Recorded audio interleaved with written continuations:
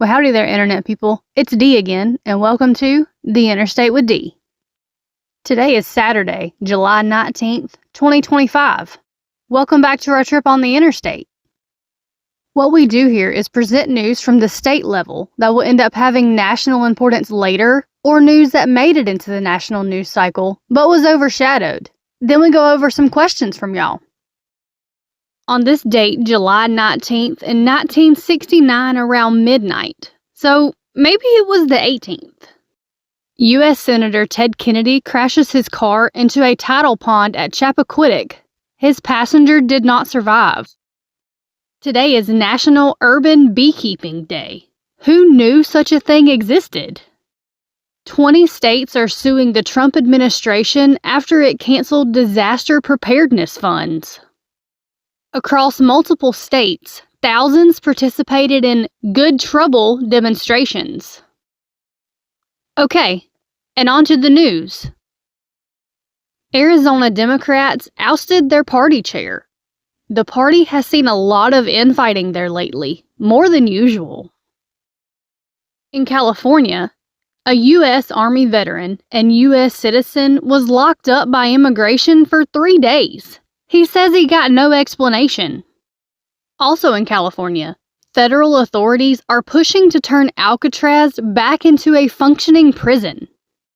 The cost and the small size is making people describe the plan as the, quote, stupidest initiative yet. Still in California, Trump is trying to pull billions back from the high-speed rail project there. Guam is about to get about $300 million to fix up the moldy barracks on the island. In Illinois, more than 1,000 lawsuits have been filed alleging abuse at Illinois youth centers and the Cook County Juvenile Temporary Detention Center. Michigan erased millions in debt from hundreds of thousands of residents. Missouri wants to expand nuclear power centers to meet the need of data centers. The problem is that there's no guarantee that data centers will go to Missouri. Right now, they look to be heading to Virginia. Nebraska is suing Colorado over water rights. New York City is seeing a rash of foreclosures. They're up to 11% from the same quarter last year. Manhattan is up to 15%, and even the wealthiest part of town aren't being spared. Las Vegas, Nevada is having a housing issue as the number of listings without offers is up to 77% over last year. In New Mexico, the Trump administration is withholding $45 million in funding for education. Reporting in North Carolina is informing residents that because of the state's average income, the average household in the state will lose money due to the One Big Beautiful Bill. Oregon saw Intel lay off 2,400 jobs. Texas has seen the toll from the floods rise to 116. A bridge connecting Wisconsin to Iowa over the Mississippi will be closed and demolished ahead of schedule over safety concerns. The replacement isn't scheduled to be finished until 2027. Elsewhere in Wisconsin, at least 5 tornadoes touched down. And here's your weird state fact for this week.